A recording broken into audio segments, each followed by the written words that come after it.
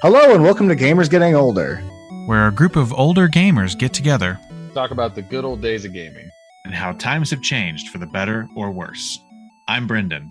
I'm Steven. I'm Nick, and we are Gamers Getting older. Wow, it was Perfect, guys. Perfect. That was good, but not great.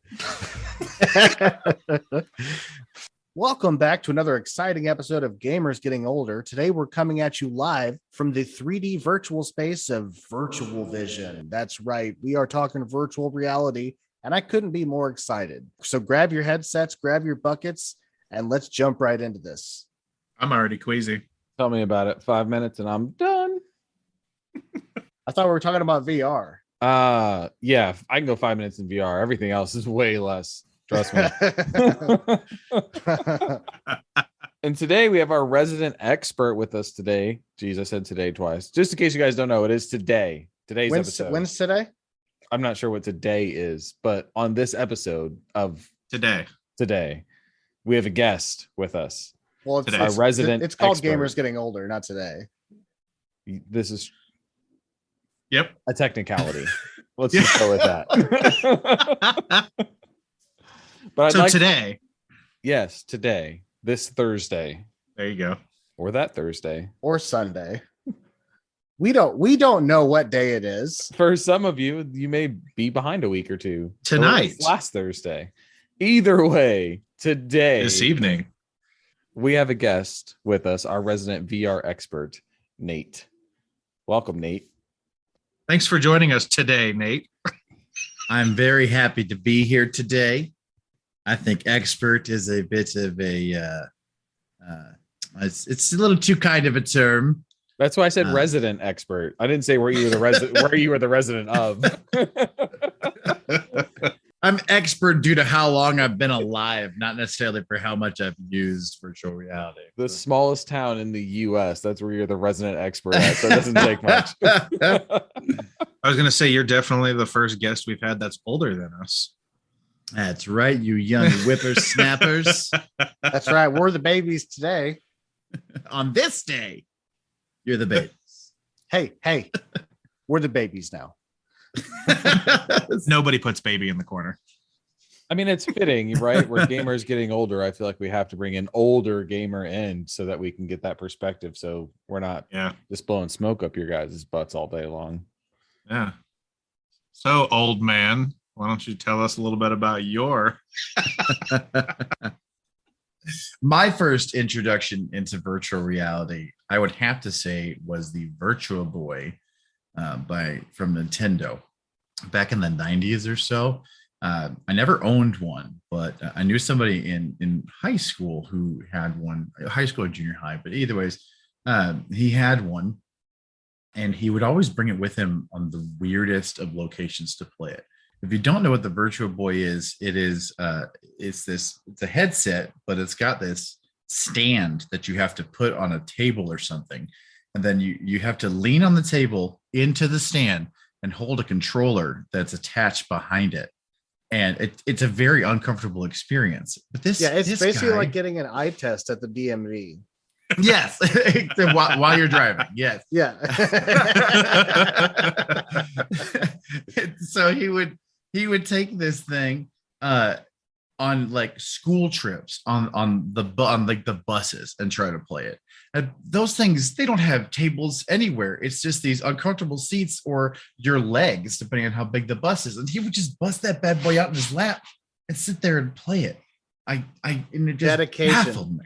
Dedication. Absolutely. And that's the VR system that the entire screen was like red, right? It was like an infrared style. Yeah, it was just a bunch of red lines. Like there was no color or anything like that. It's funny that you mentioned that though, because I remember playing one, and the only game I ever played on that system was Wario Land. Mm-hmm. And it was absolutely like the most amazing game ever. And I don't know if it was just the experience of playing it on the Virtual Boy that made it amazing. So like I remember the Christmas that a kid down the road got it. I also got a Foot Locker, like one of those like big plastic basketball style Foot Lockers for Christmas. And I remember him coming over with it, and we needed a place to sit it, but we wanted to play in the room and not like downstairs on the kitchen table. And that foot locker came in clutch because it was like perfect height to pull next to my bed, as a kid, because your bed doesn't sit up like necessarily as high, and to sit it on this foot locker, and we could like sit and play. And I do remember that you're like hunched over, leaning forward with like the controller like draped underneath of it, like playing this game. And it did feel very like virtual reality in the sense of like you're seeing all these things, but you're not like physically seeing the controller that you're using to control that person. But I still think it was crazy that it was in all red. Like that's still the craziest thing to me, that it was like there's no color, it's just red screen of death the whole time. The device's design itself was really interesting too, because they kind of had these blinders on the side to kind of help focus you in on what you were seeing in the game too. So I mean, it was pretty genius back in the day. But like a lot of Nintendo's more creative stuff, it gets kind of brushed aside because it doesn't follow the mainstream of what everyone else is doing with video games. Yeah, it's crazy. I mean, it was a head strap away from essentially being like an Oculus, which I think is the VR that most of us are familiar with outside of the Virtual Boy. Yeah, you put a head strap and a wireless controller on that thing, and that would have been just like a low polygon Oculus back in the day. Yeah, and I think that just goes to show that like no matter what time era you're talking about, Nintendo has always been very innovative and creative with everything they do. I 100% agree. It's because Nintendo's amazing. I will throw so much money at Nintendo. That I think is probably a product of being as old as we are, is being older myself. I was raised on Nintendo. That was the first console I had, and I still remember the Christmas. I don't know, we were real young, like 6 or 7, and my mom was so upset because she hated video games. She did not like it. My aunt got us a Nintendo, and from that day it was done. I'd already wanted to marry them. It is crazy to think that we would throw that much money at Nintendo, and we do.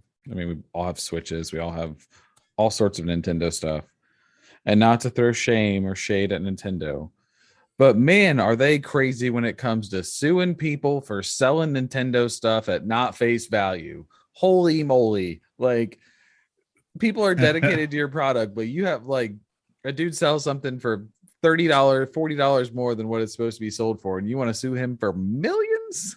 Like, that wild. That part is a bit extreme. I'm like, can we just calm it down just a little bit on that? Like, yeah, I mean, going after scalpers and stuff, I can kind of get behind, but my problem is that they went after all the ROM sites. Emu Paradise didn't deserve that. Now, of course, we all know that it is only legal to access those sites, to download those ROMs if you own the actual copy of it. 100%. Obviously, we all follow those laws. That's why I always have such a large physical collection of games. Well, my thing is not even those, like not even the ROM websites, but like the last one I saw was a guy on eBay who had sold something like, kind of like my original Nintendo. Like, people are going to pay for a front loading or a top loading Nintendo. They're going to pay a lot more than whatever retail was. And so this guy was selling his collection, or part of his collection, for that. And it sold for like more than what retail was. And ultimately Nintendo like sees this, and then they go and sue him for this. But then at the same time, I'm like, if I have to sell it at original face value, why was it that when I would take it to GameStop, they give me like 35 cents for the damn thing, and then they sell it for more than what market value is, but it's okay. But as an individual private owner, in which I should physically own that, it's mine, not as a corporation, but it's mine, I can't sell it back. I am not familiar with the case that you were talking about. Really? Yeah, this might be something we have to deep dive into here. Yeah. Telling you that throws everything. And if they're like, well, you can't sell any game for the price that it wasn't, already set at. Now, for real, there's a lot of felons out there. Outside of the podcast, can we talk about what that is? I'm very interested. So Nintendo sues guy for $25 he made selling a Nintendo 64 on eBay. What? Not a joke. Like, he literally. Where is this link? We talked about it at work one day. Here at Nintendo, we are dedicating to maintaining Nintendo's long-established identity. As such, we cannot let our players also be the ones buying and selling the units, as well as dictating the price and terms of sale. Are you kidding me? He made $25. Literally, go to your retro game store where you guys buy that stuff. It's selling for more than retail, but they don't come after companies. I'm gonna go to a retro game store and be like, listen here, buddy. Nintendo said retail. Okay, that $300 game is now $60. Give it to me. Listen here, pal. Listen here, amigo. Listen up, compadre.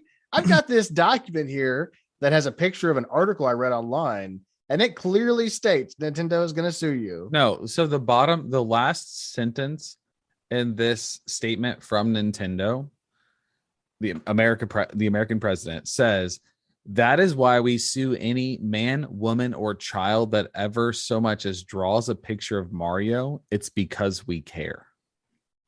Please, what is the date of this?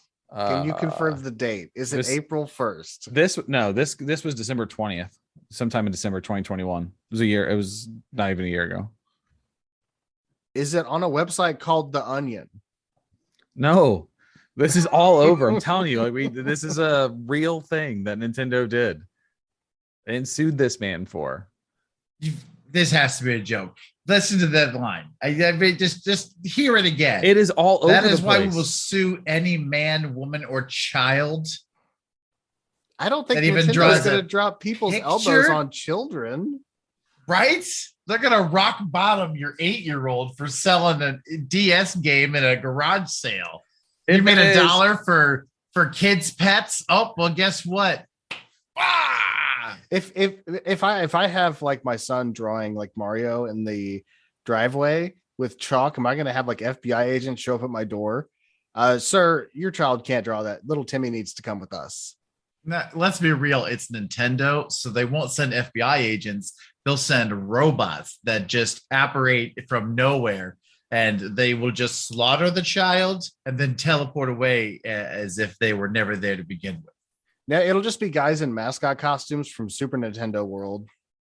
That's just part of their job. They have to go around and steal children. oh my God. Apparently this is a satire site. Thank you. I literally was just getting ready to tell you wow. It's a good thing that we're just gonna be able to cut all that out.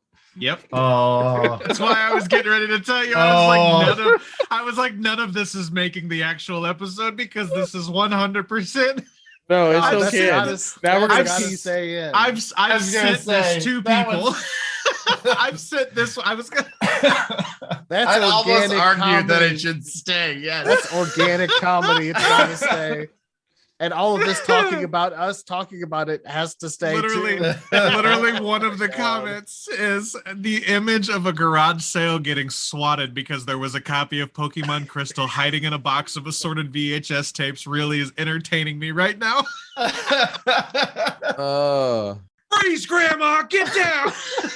That leads us to the point of today's episode. Check your sources. It was harddrive.net, right? Like I literally thought this was like a tech website, and I stumble over to like Reddit or some other thing. It's like, you realize this, you're quoting a satire news site, right? And my whole world just shattered. I didn't know that was a satire website. I didn't either. There's too many out there. Right. I had no idea. Like I look at it and I think it's just a fucking website for tech stuff. Like that just goes to show you send somebody a link to an article. I mean, like, if you don't look at something else on the site or read into what that is, it's really easy to fall into that. Nintendo sends assassin to kill Mickey Mouse. Nintendo, if you ever hear this, we love you. Please keep doing God's work out there. And don't come sue me for not knowing what satire was. Don't at me, bro. Don't at us. So, the Oculus. Right. So this is a VR episode. So my Yeah. question, my first question for everybody with the Oculus is, what made you or drove you or how did you come about having an Oculus? Like, did you just wake up one day and you're like, you know what, I really want to go buy an Oculus VR? Or did you just kind of, sure, why not sort of thing? And I only ask that because I acquired my VR during COVID. My work was trying to pilot this idea of digital workspaces to do more face to face. So there's an app on the Oculus called Spatula. And what you do is you submit a photo to create your avatar, and it wraps that photo around your avatar's face so it looks like you. So, and then you go into what looks like a virtual office. Like you can post up post-it notes, there's a whiteboard, you can like talk and you can collaborate and move around this room, and you can see everybody's face and they look like the people that you work with, which was kind of cool. And then you had this ability, so like we've talked about in some of the other VR games, like there's the spatial sound. So the room was rather large, and you could have a meeting on one side of the room with some people doing something and people on the other side of the room doing stuff, but you actually didn't hear one another because you weren't in close proximity. So that was my first experience with VR, and is why I have a VR headset. So that's why I asked that question, because I said I never intended to buy one, but now that I have one, I'm like, this is a lot of fun. There's some really cool stuff on this. Well, follow up to your story really quick, just out of pure curiosity. Is there a special VR HR department at your workspace now that monitors virtual workspace harassment? No, so this was one of those failed That would Google be amazing. experiences. You know how Google had the Google Glass, which never really took off. That's about how well our VR workspace went. Yeah. There's, I think, 12 or 15 of us in the office that essentially just got free Oculus 2s to pilot this, and we're like, yeah, this isn't going to work. It's not very productive. Look, the problem I can tell you right now, the reason it did not take off is because they used your guys' real faces and made some weird creepy ass avatars, like some Yeah. shells of you. There should have been Link and Donkey Kong sitting in an office doing work together. And who's that over there? That's Ganondorf and Kirby having lunch. Yeah. That would have That'd have been changed great. the entire dynamic. 100%. Now, you know that if they use those icons, Nintendo will sue them. We've Yeah. learned that already. Yes, we have. We've learned That's that right. already. Even if it's a child dressed up for Halloween, they will kill them. Right. I will Robots. say the reason That's why I dress up as Schmanendorf. I will say the reason I have the Oculus is because about a month and a half ago, Nick goes, "Oh man, we could totally do a VR episode. Brendan, you got to get a headset so we could do a VR episode." And I was like, "All right." And so I bought one just so I could do the VR episode. And now I have it and I love it. I personally love the story of me getting my VR headset because it involves all of you guys. My VR quest started. My quest to get the quest started when Nate came over one day and brought his quest and showed me some of the games on it. And honestly, up to that point, I had kind of been in the realm of it's kind of gimmicky. I was a little skeptical, because I hadn't really experienced what VR had become now. I had only experienced it, 10, 15 years ago. And it was like, this is, what is this, like a movie kind of thing or whatever. So he brought his Oculus over and I played a golf game and I was golfing in space. And I was like, this is the greatest moment of my life. Like, I was like, this is it. This is the future. And then he was like, do you want to play Doom? And I was like, what are you talking about? And he loaded up classic original, like flat walls Doom in VR. And I was running around killing classic pixelated demons on Mars. I was like, this is amazing. And that lit the fire. I was like, okay, this is not a gimmick.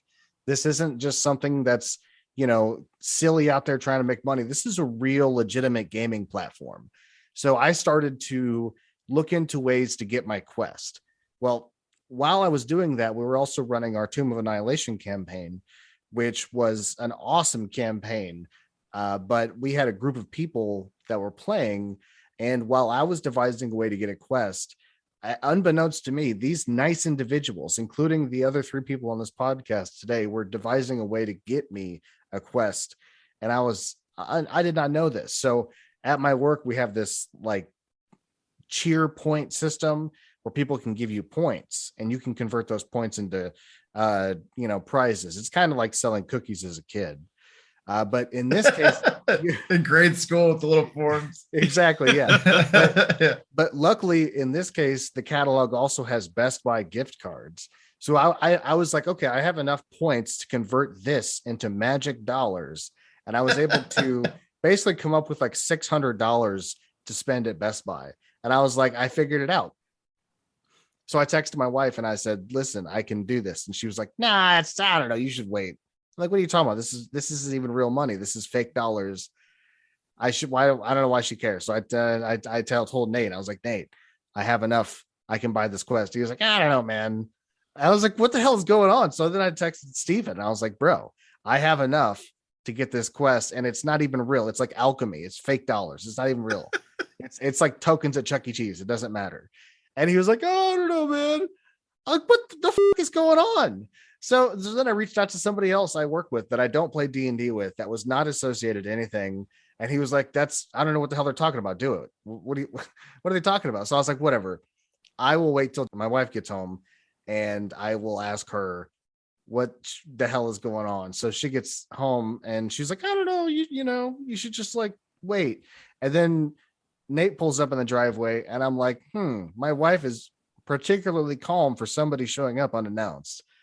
And Nate comes to the door and he brings in an Oculus Quest 2, which apparently him and the entire D&D party had chipped in on. And I was nearly brought to tears. I was like, this is amazing. This was one of the biggest presents I had gotten since I turned like 18. Like it was crazy to me. And I thank you again for all of that. But that's how I got my Quest 2.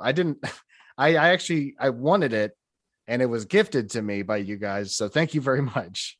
I was going to say, I remember when like right at like days before, like the group text, Nate and Steven are like, we have to get this like now. Like he's got these points for work. Like, he's saving them up. He's gonna buy it. Like we need to do it now. Who can like donate to this? Like it has to be today or it's not happening.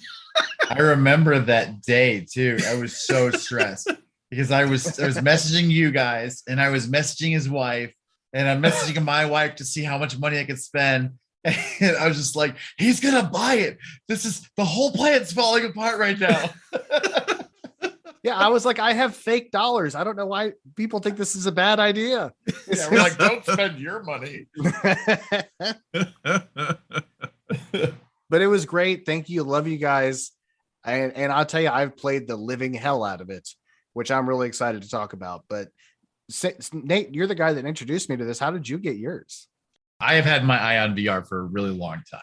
And I have like looked at lots of different headsets between like the HTC Vive.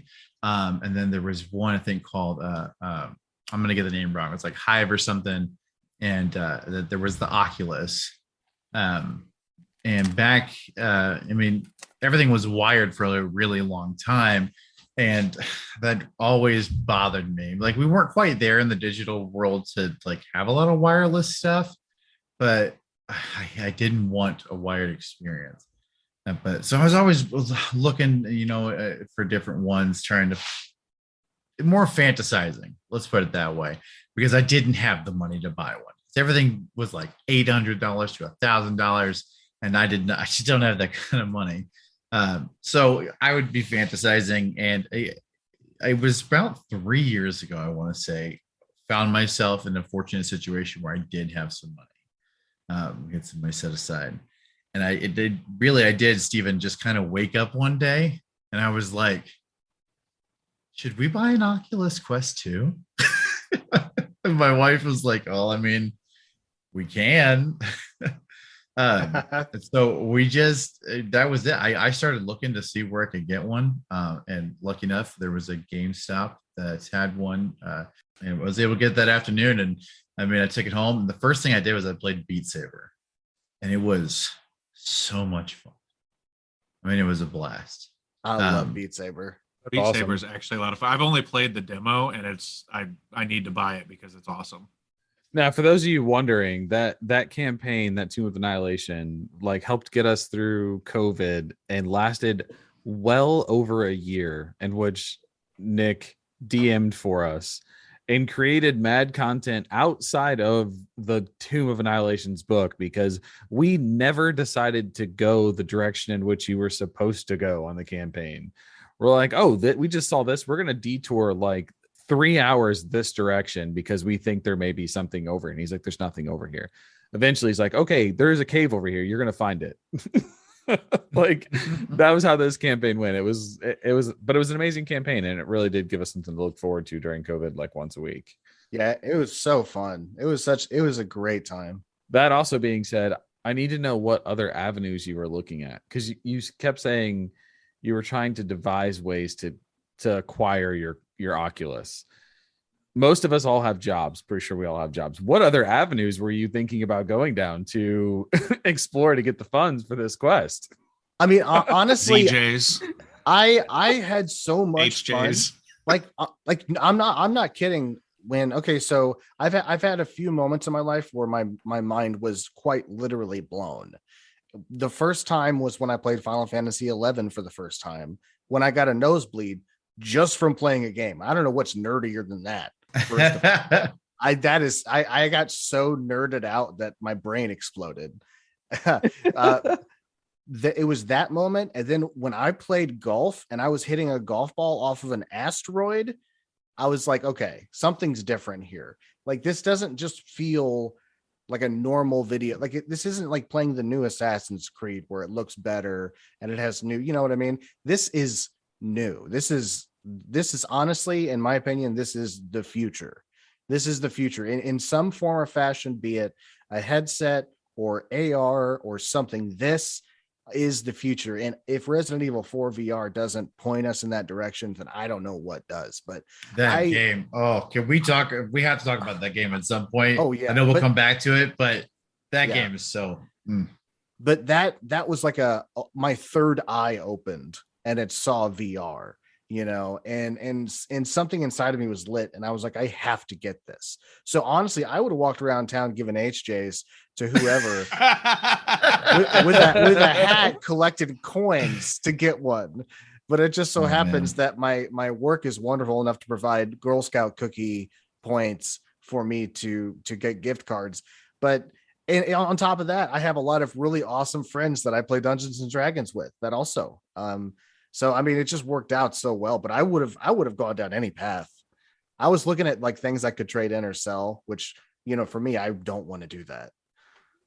I got to tell you, by the way, that day is that's also the moment that the plan was born, to try and find a way to get you an Oculus.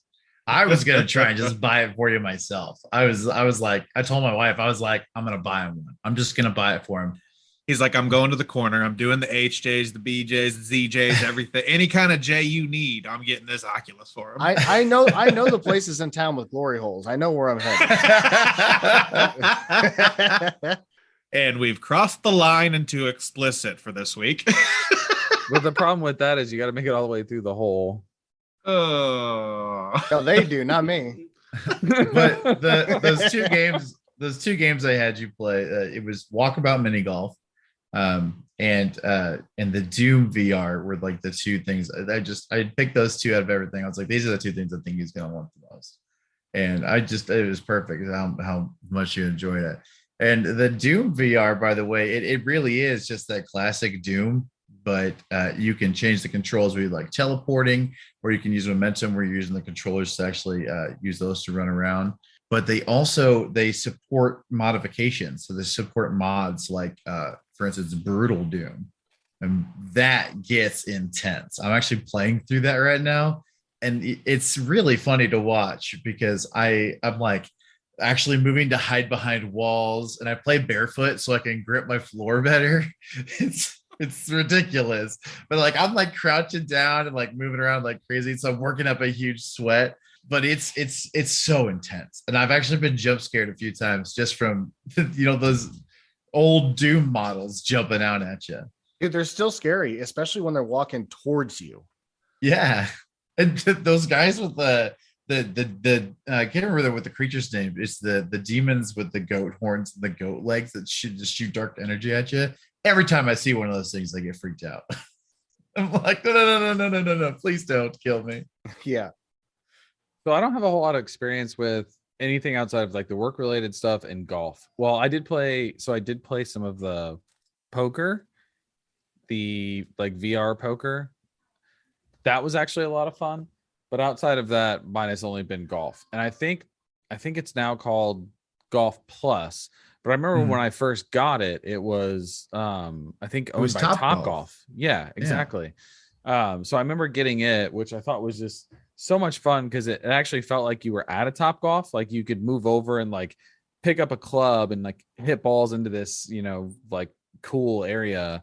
But then you could actually like walk away from the booth, and they had like a cornhole board, and they had like live music videos. So there was music playing in the background. Like you felt like you were at a Top Golf, like bar and grill hitting golf balls. Like you were just vibing with that, the atmosphere around you. And like, it was so much fun.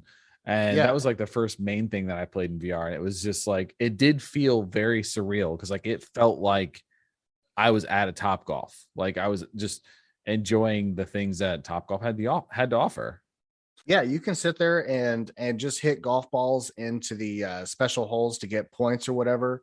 You can throw on music video soundtracks and stuff, which is super cool. There's the cornhole. There's also like a cornhole style game where you use the club and you have to hit the ball into the holes that your opponent has on his board. Oh, it was which is like pretty that was cool. like beer pong, right? It was like Yeah, it's like that. Yeah. golf pong. If you chip the golf ball, and we actually discovered you can just kind of knock the golf ball a little bit and let it fall down into your own hole, your own little giant cup, and it still counts as a point. So you totally cheat. Everything has a cheat. But what's cool about that is so it also has a mini golf course, but with a recent update, they actually added a full 18-hole course. And if you put it on pro mode, then that removes any of the assistance. So then it's just 100% you, the club, and the ball and the wind. And I did terribly, and I was like, okay, this is working correctly. But it's super duper fun to have a full 18-hole course in VR. Know what I'm doing later. I know. I remember him telling me about that, and I haven't had a chance to dive in and do it either. On that particular app, but I do remember seeing it. I think I played it when it first came out, and I was like, "Oh, cool! This like reminded me of Walkabout Mini Golf." And then I started putting, and I'm like, "Wow, this is way more realistic." Like it was, it was like being on like Tiger Woods's putt course. Like you're having to pay attention to how the ground's breaking, and yeah, it was insane, but it felt super realistic. Now, Brendan, would you like to Yes. tell us about your first experience in VR? I don't even remember my first experience in VR. Well, my first experience in VR that I streamed, or like my first ever VR experience. Well, the other one I know of is the one you streamed. I thought that was kind of your first go at it. No, I'd So- done stuff around the house and everything with it. okay. It wasn't bad. I was testing the different experimental things with it because I have two very small children. And so I put the setting that if somebody walks into the area, it outlines like them. Quite possibly the scariest thing I've ever seen in my life. Because I had the screen being cast to my TV, and I thought my wife could see that. No, turns out you can only see the screen. So when my kid comes walking in looking like a purple demon, because it doesn't bring his face in, it just like gets the eye holes and like the mouth, and then like outlines the body. And it scared the piss out of me because I was doing some like space like exploration thing where I was like pulling myself through space, and then all of a sudden this little kid like comes right at my face, and I'm like, oh fuck.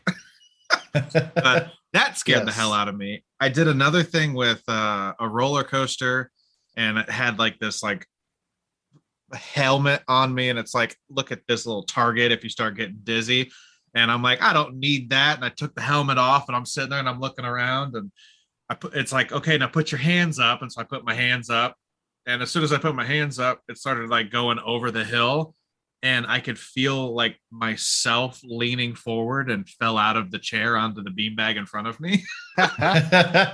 So I know the game you're talking about. Is that the one that has like the T-Rex on the cover of the app? Yes. Yeah. So what you want to do in that one is do the shooting mode, because then you can see that.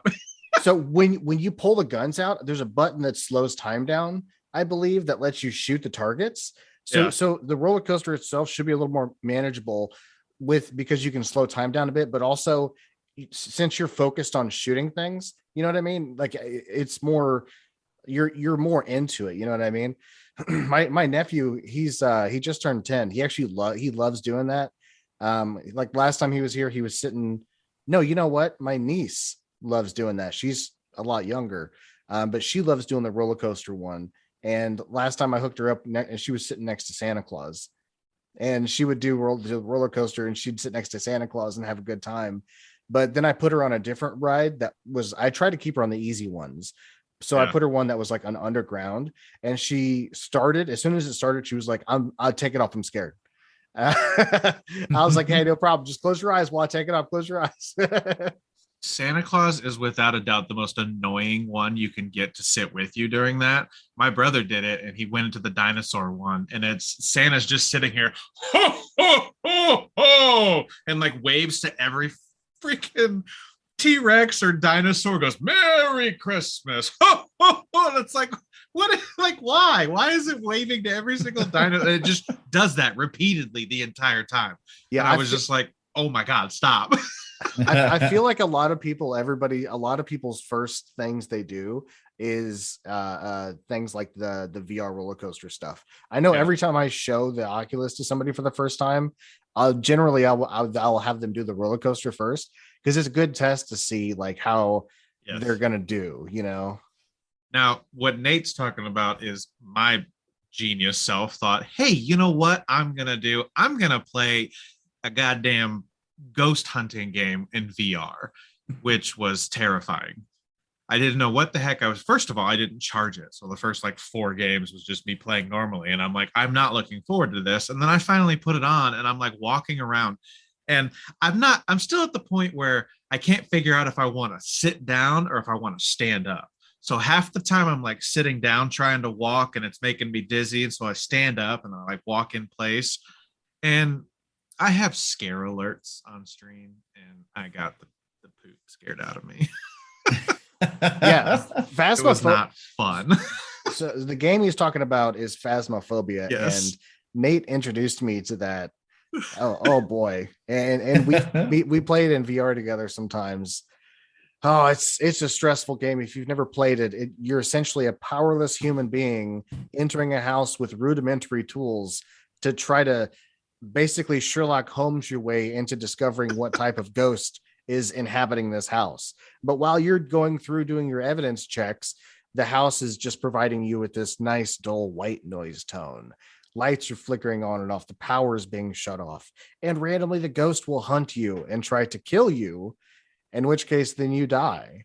So they recently did an overhaul, or it just goes that game in your ear.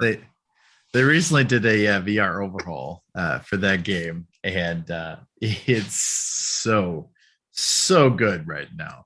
It's terrifying. It's way worse than you remember it, Nick, because I know you played in the earlier days. But it's so terrifying. Phasmophobia VR is the only game that I play where I actually feel like terror. Like I'm terror. Like I feel like I'm trapped in this world. Like I know I can just take the headset off, but sometimes, honest to God, sometimes I just stand there and close my eyes and just collect myself. I can tell you the story of the time I almost had a panic attack.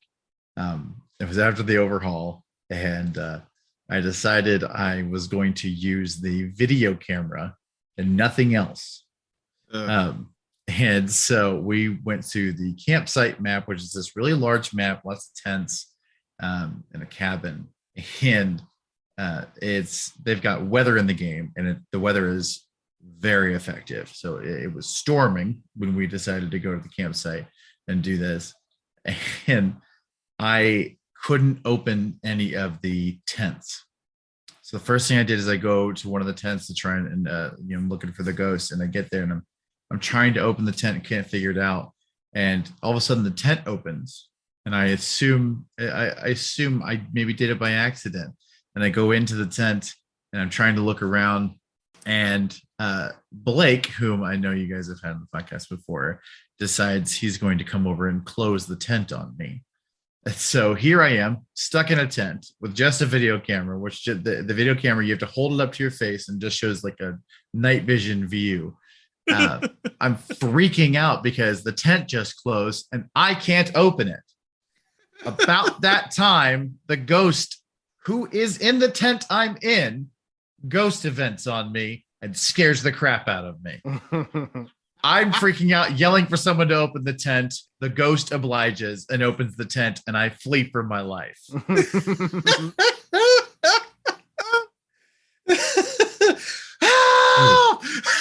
It was terrifying. Like my wife's probably laughing upstairs because she plays with us too. And I'm in the tent going, somebody come open up this tent. The ghost is inside of this tent and I need to get out of the tent. I can't open the tent. Yeah. I since you guys have played this in VR now, I think we can all agree when you're leaving the house in VR, when you can see the door and you're walking towards it, you get the same feeling from like when you were a kid and you turn the light off in the basement. Yep. And you like run up the stairs, you feel like there's just something right behind you, like saliva dripping off of its gnarled teeth. It's just about to tear it into your flesh, and you're just like, oh, get to the door. And you get to the door, and then like the white noise dissipates and you can hear the rain, and you're like, oh, golly. I actually had to make sure that my wife was not awake when I put the VR on, because my brother said that he was going to text her to come downstairs and try to scare the absolute piss out of me while I was playing. And I'm like, that's not happening. I will cry. I will be in a ball on the floor, like shaking. I gotta say, playing with you and listening to you scream and yell expletives while walking around the house was quite enjoyable.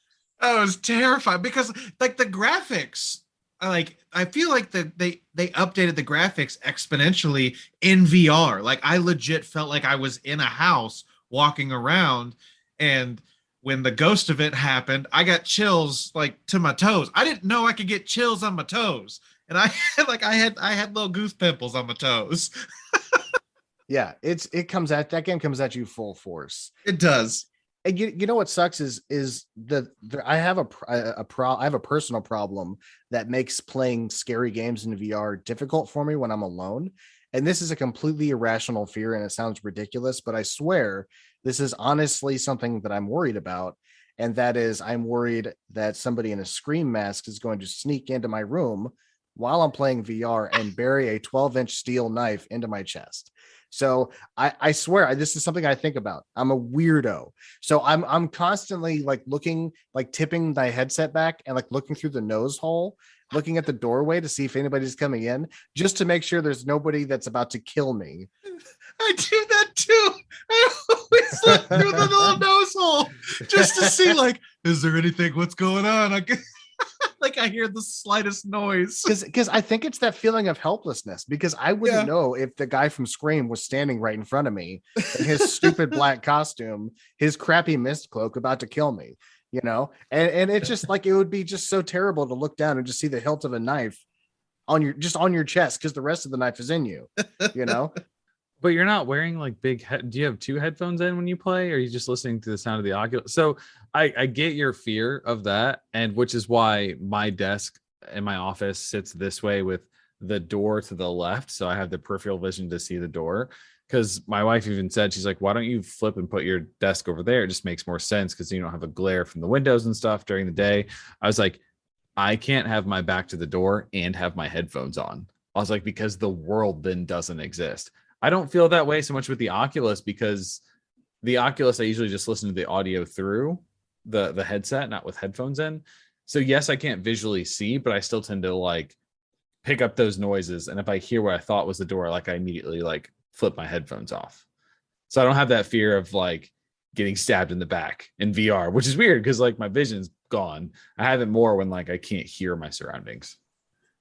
Well, I have a pair of cats that love to make as much noise as possible. So that to me is somebody breaking into a door or something like that. Like I've had times where I take the headset off and I do a round through the house. Like, okay, the wife's asleep. There's the dogs. There's the cats. Every window is okay. Doors are locked. All right, I'll go back and play my VR. Like I have to just make sure because I'm lost to the world while I'm in VR. I'm so focused on what I'm doing in VR. I have to do a quick run through to make sure. I honestly, I think a little bit of that stems from the fact that my wife is obsessed with serial killer murder shows. And so it's just always there. I will say, you mentioning the cats and being terrorists. Last night, I didn't say anything about terrorists. Yeah, that's true. But last night I was at a buddy's house playing D&D, and my wife texted me and said, "Hey, are you home?" And I'm like, "No, why?" And she goes, "Because I just got out of the shower. The kids are asleep, and I heard a loud bang come from downstairs." And I'm like, "Well, go check it out." She's like, "No, I'm scared. I don't want to go downstairs." And so it's like she goes down, she messaged me just being dramatic and was like, "If you don't hear from me in 5 minutes, I love you." And then messages me back and goes, "It was the cat." I'm like, so I get that like idea of like the cat knocks something over and you're like, "Oh, what the is that?" Like, yeah. So I'm lucky. I have with the office that I've built here. I can lock my door, and I just escape from everybody completely. So my kids have to knock on a door before they can even get remotely near me. Well, in preparation for this episode, I was playing some of my favorite songs on Beat Saber, but there's a couple of them that I love playing on Expert and 360. Now, I don't know if you guys have tried this yet, but when you play Beat Saber, there's a mode you can turn on this. It's 360 degrees, which means that notes come from all around you. So you have to spin all around and hit all these notes, and it gets wild. And there's a particular song that I don't think is too hard that I love playing on Expert in 360 because it's so fun. I got the power. I've got unlimited power.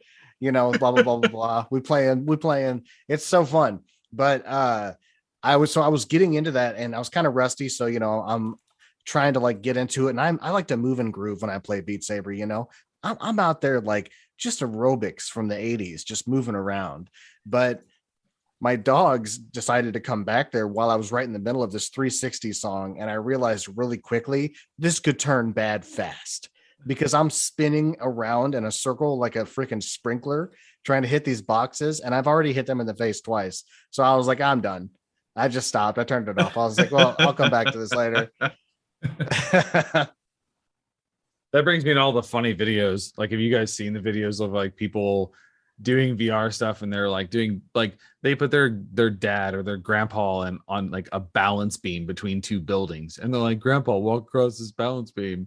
And they're like the middle of the room. Next thing you know, grandpa's like falling sideways, grabbing the 4K TV off the wall, pulling it off the wall, shattering it on the ground. Yeah, there's a game on there called, I think it's just called Plank. And it's literally just a plank that sticks off of a building. And my favorite one of those that I've seen is there's these guys that get their friend to do it, and he's standing on the plank and he decides he's going to dive off the plank. So he dives into the TV in front of him and destroys the TV. I never understood why anybody would let someone do that in their home. I'm like, as idiots just let their friend destroy their TV and probably their gaming device. Good job. You got internet points. Yeah. First thing I'd say is that's not my fault. That's not my fault. That's your fault.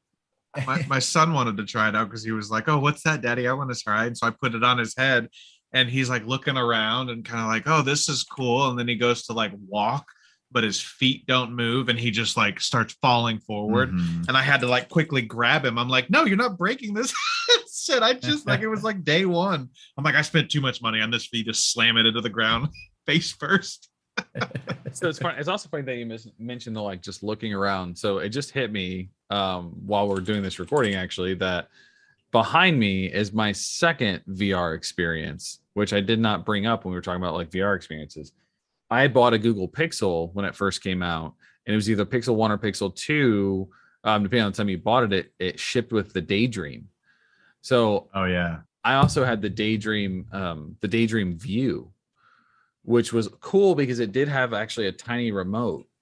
So you had the ability to like play certain games, and it had a remote, very, very small, like a tiny, almost like an Amazon Fire Stick remote. But it had like 4 buttons on it that when you'd play certain games, you actually had the ability to move kind of like you do in Oculus. Like it was like a point and shoot kind of thing for you to teleport move. And I played a lot of like really fun games in it. But like when you're talking about like putting on your son to like look around, I remember my first experiences with the Google View was basically that. Like you throw your phone in there and it creates this VR space, and just being like, wow, this is awesome, and looking around. Or like, I'm gonna watch Netflix on this massive VR big screen, right? So like you just download the Netflix app and be like, wife's in bed asleep. I don't want the brightness of my phone to keep her up, but I want to watch this movie. So I would throw it in the view. I'd lay on my back and throw in a headphone and just stare at the ceiling. But all my ceiling was at that point was just this giant Netflix screen that I got to enjoy. And I was just saying, I watched Netflix the other day, and it was actually pretty freaking cool. Like the couch that had me sitting in with the whole ambiance of the room. Yeah, the Netflix app is really cool on there, because I wish there was more rooms, because I think there's only one room where you just look out and it's like an Alaskan mountain or something. Yeah. But Stephen, what you were talking about, that reminds me, my first experience with, I guess, more recent VR would have been maybe 5 years ago. We had like an appreciation day for the employees at work, and some of the guys brought in some of the stuff that they had just to play games and stuff. And one of our friends brought in the headset for like you just put your phone in it, and it was like that phone VR stuff. And it didn't have a controller, but it had buttons on the side of the actual like mount that the phone went in. And it was like a dial and a couple of buttons. And all we really had was, there was like the Marvel Iron Man experience. Yeah, exactly. I think it was exactly that, or something very close to that. But we all played around with that. But the thing that we mainly played was Keep Talking and Nobody Explodes. Have you guys played that? I've heard of it. I have not played that either. I haven't played it either. There's is that the one where you have to use the group has the manual and the other person's trying to disarm a bomb? Yeah, the guy that's in VR has a bomb in front of them that has different wires and buttons and knobs and dials to press and like numbers and buttons. And you have to describe the bomb to the people, and then they have to go through the manual and figure out which directions for that bomb to use. And then you have to go through and disarm it within a certain time frame. So, and it's the name of the game is exactly how it works. As long as they keep talking and telling you what happens, nobody explodes. Keep talking and nobody explodes. I've always wanted to play that game, but I never had anybody to play with. It's very, very interesting concept. Well, now that I have a printer, we could actually have like a night where we play it over at my house or over at your house or wherever, whatever night in the next 600,000 years, my troll ass actually leaves this property. But I tell you this, I have a good space for that. And I'd love to host you guys.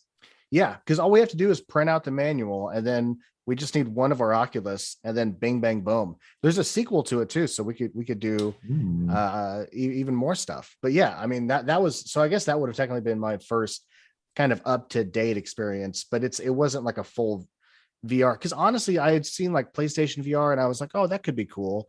But then I looked into it and I was like, well, that looks like 600 feet of wires you're running all over the place. And I didn't want to do it. You mentioned PlayStation VR, and that actually was my first virtual console. Did you want to say something more? Do you mind if I say about it? Sorry. No, I was just going to say that was always the thing that held me back, was that I just didn't understand the point of playing when you had a wire strapped to the back of your head. Because how do you turn? Yeah. Well, so the PlayStation VR is the first one that I purchased.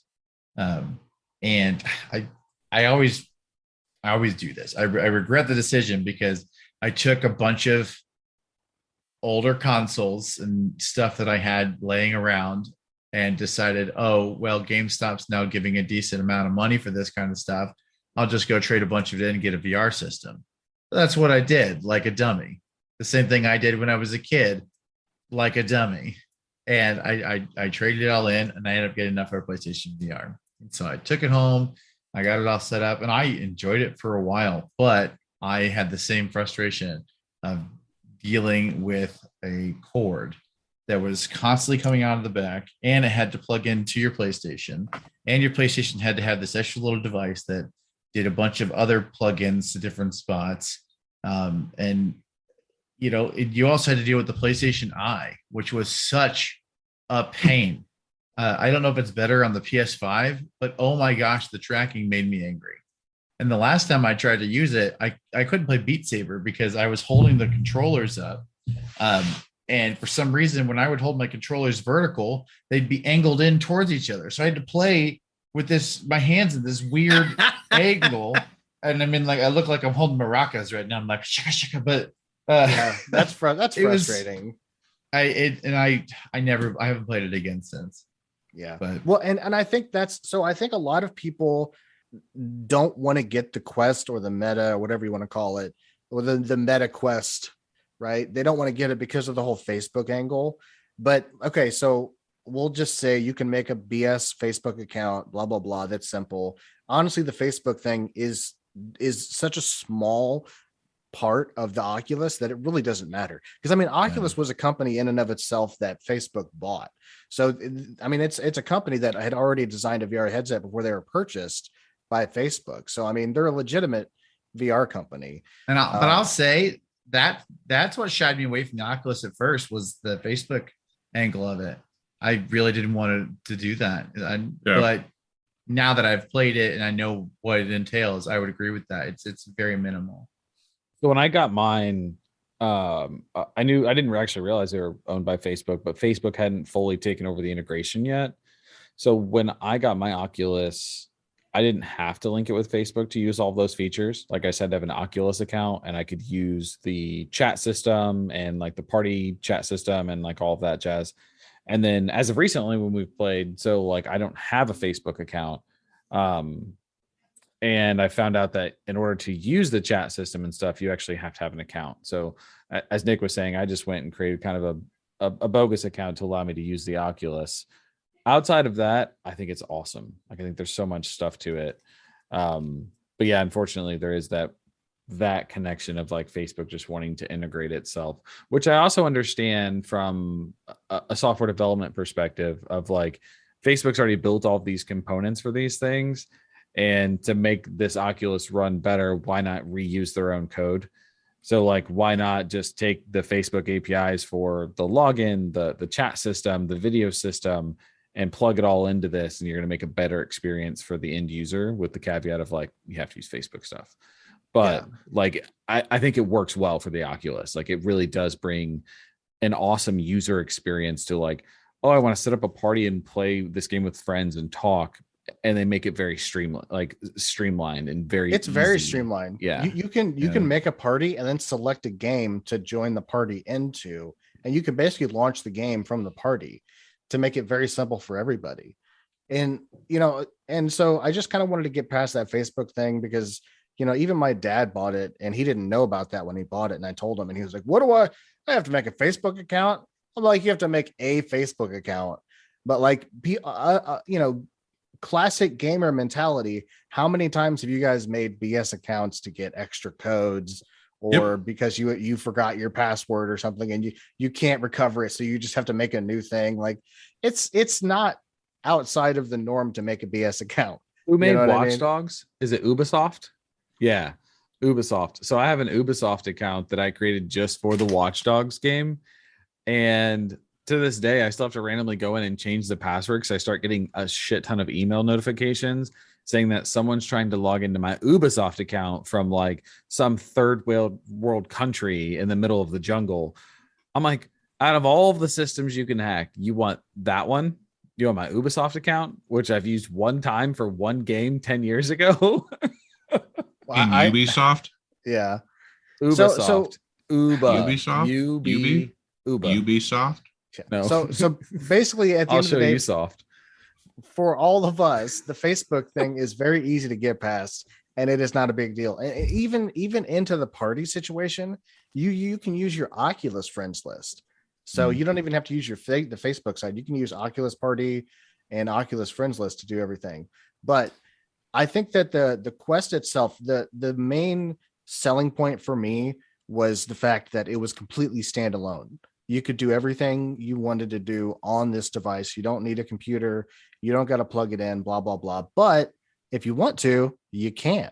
It didn't limit you. It didn't say we're only doing this. It said we can do this, but hey, if you want to, you can do other things. That's what pushed me to go for the Quest 2 as well. Is I wanted something that had its own software that could support things completely wirelessly, but then also you had that option to wire it to computer and use like your Steam library. It's pretty much seamless with Steam VR and things like that. And the other thing that I love about this system design itself too is the sleekness of the headphones and the like controllers. Like we talked about Nintendo being extremely innovative.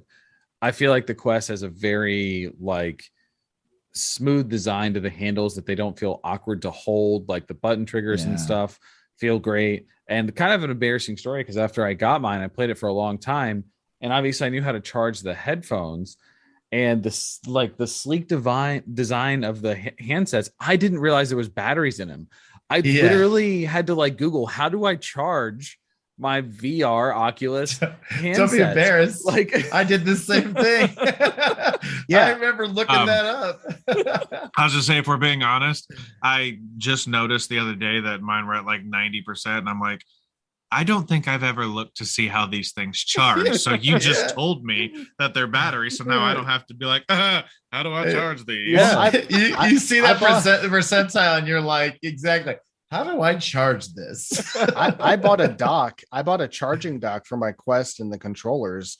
And the only reason I know there's batteries in them is because it came with different plates. Yeah, it came with rechargeable batteries and a different plate to put on the controller because it has like charging nodes on the outside. And so I was like, okay, so I had to like hold the controller up and then hold the piece of plastic up to see where it went to know where the heck to take it off. Because I was like, I don't know where the hell. And when I first tried taking it off, I was doing it at the wrong side. And I almost broke my controller because I felt it. I was like, it's starting to give. And I was like, I better double check this. I double checked with the piece and looked at it. And I was like, oh, crap. It's one of those things where you're worried you're going to put too much pressure on it and break it. So you baby it. Then like you needed that little bit of pressure to get it going.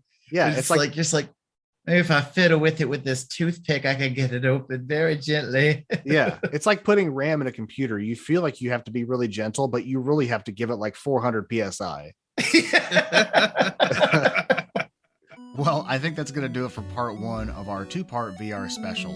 VR is pretty new, so it's exciting to get a chance to talk about it. I hope it interests you because we're releasing part two next Thursday to a podcast platform near you. Until next time, thanks, guys.